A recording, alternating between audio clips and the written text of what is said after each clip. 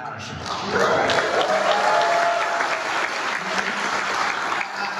I was met him in LA. There was a screening of the Holy Grail before it opened at the Directors Guild, and at the end of the screening, I was standing at the back, and then suddenly George Harrison came up to me, grabbed me, and said, "Hey, I've been looking for you. You can't talk here. Let's go smoke a reefer in the projection booth." You can't say fuck off to your people, can you? So, after we had a talk, we went to dinner with George and Olivia Harrison, and that's Gillian there in those days. So after dinner, George took me to the studio at A&M, where he was recording an album. And we played a few tracks, and then he said, "Would you like to meet Joni?" Joni fucking Mitchell. So I went to med school and I met Joni. I was a huge fan of Joni. And I've known her since 1975. Right, so then it's you and George. Yeah. And then we went back to the hotel and we stayed up all night. We played guitar, we talked about our groups, you know, respect. We both in a group, so it was very interesting, the dynamic. He said, "What's your job like?" And I said, "What's your job like?" John and the difficult ones usually, you know. I mean, even the Gospels, John was a difficult ones. I said, "Stop making it up, put it down as it happened," you know. Would you consider yourself the George of the Pythons? No, I mean, the comparisons are odious. Okay. As Dickens once said, "You want more hair?" Thank you, darling. You made a decent comparison. I don't think they care, they probably see. No, I have not seen you, so okay. I hope you get better soon. Anyway, George got me to do some voices on his album. He was saying, "Oh, I think that's Rescue, sounds like Rescue Me," and things like that. And I did this publicity on the radio in England, and he had a slogan called "Oh, Not Him Again." That was the name of the record for a while. "Oh, Not Him Again." And so as a thank you, he appeared on my television special, Rutles Weekend Television. Yeah, let's take a peek at this. I like this clip. Well now, ladies and gentlemen, the moment you've all been waiting for, Mr. George Harrison sings.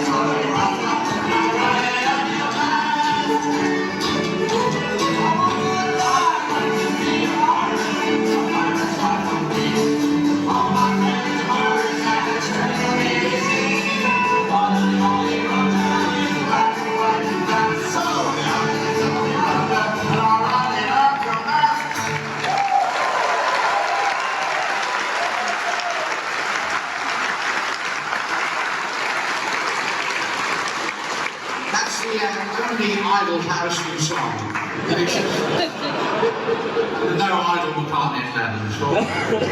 No, Rutles a bit, don't you? Yeah. Okay, and so then George came through after that to rescue your film, Life of Brian. That's right, absolutely. He paid for the entire budget of $4.5 million.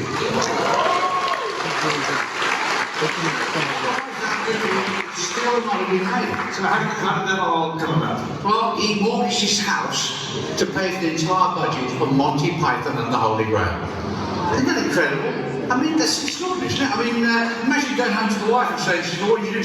I just mortgaged our house, I put it on a Monty Python movie. Basically, anyway, it was very nice. I mean, when he was asked why he did that, he said, because I wanted to see the movie. Still the most anybody's ever paid for a cinema ticket. He also helped you out with the Rutles as well. Yes, he did. It was even in it.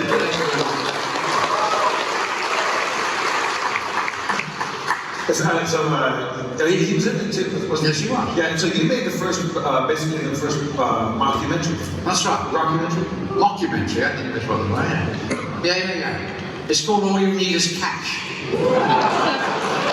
A sequel called Can't Buy Me Lunch, which is, we have a couple of scenes from later on. Alright, you played the Paul McCartney role in that film. That's right, to be clear. Okay, what did Paul have to say about that? Well, I bumped into him with Tanya at Regent's Park. As you do. Oh, no, well, English people, you know, they're right there. And so, Paul said, I'm not sure if we're talking to you. Luckily, Linda loved it. She raved on about it. And then when he found out I was at school near Liverpool, he said, oh, it's okay. He's a scout. He's one of us. That's fine. And so how did the Rutles happen? Well, let's leave Lorne to explain. Oh, yeah, here we go. Lord Michael. Hi, I'm Lord Michael. Several months ago, I made a modified offer of $3,000 to the Beatles to perform on Saturday night. For months, there was no response, and then about 2 weeks ago, I got a long-distance phone call from Eric Idle, tonight's host, in London, saying that if I would let him come over and host the show, he would bring the Beatles with him. Well, in my excitement, I agreed and foolishly sent him the check for $3,000. See, he said the Beatles wanted the money in advance so that they could buy some new clothes to wear on the show. Well, when I met Eric at the airport last Monday, I noticed that he was alone. So I said, where are they? The Beatles. And he said he would call London immediately, and did. He convinced John, Paul, George, and Ringo to send over a film instead. Well, 20 minutes ago, the film arrived from England. I just saw it, and it's quite good. Only it's not the Beatles, it's the Rutles. And Eric had a bad phone connection to London, and well, anyway, it's halfway through the show, and Eric's already spent the $3,000. So, ladies and gentlemen, here are the Rutles.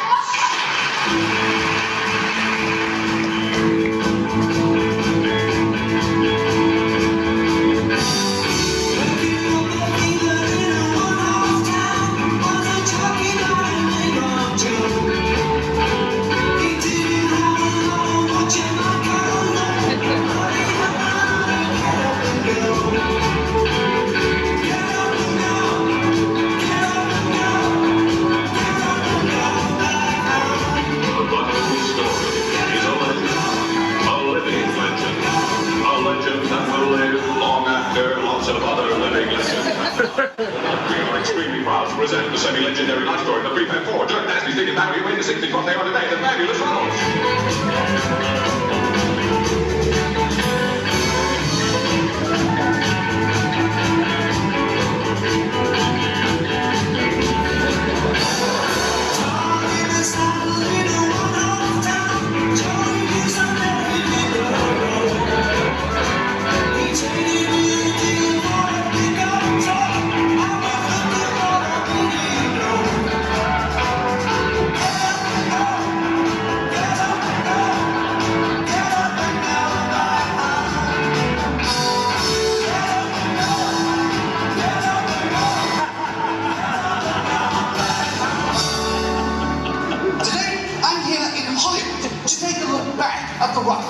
To look back on those mop-topping, foot-tapping, happy-go-lucky days of Rutlemania and ask the question, Where are we today?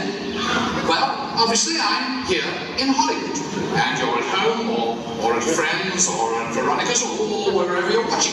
But tonight I want to pose the question, did the Rutles change the world? Or did the world change with the Rutles? Or did the Rutles not change, and the world did? Or perhaps we should all know and change that. Tonight I'm going to be asking two important questions. I shall be using one interview techniques to harness the magic feeling. Who's the big one? Who's the big man? The Rutles. Me. I should be making a documentary. Give me a bloody Emmy. I think it's fair to say the Rutles changed the world. The Rutles completely changed the world as we know it today. The Rutles did change the entire face of music. Well, the Rutles completely changed the world. I think the Rutles absolutely changed the world. Absolutely, the Rutles changed the world. The Rutles never changed their socks.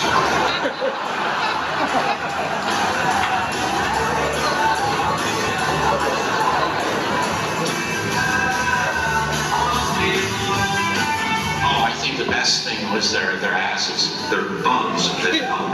These are four young men in their prime wearing very tight trousers, and they created, I think, the best music before album.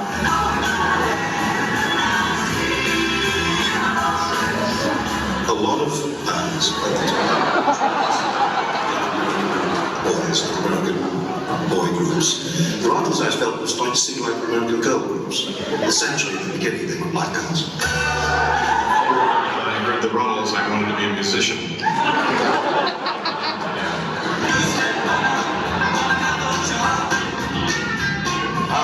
I shall be doing my new album probably starting next week. I've been working very, very hard on the material for it.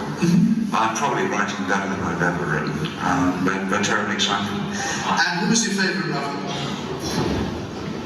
It's not about my album, show.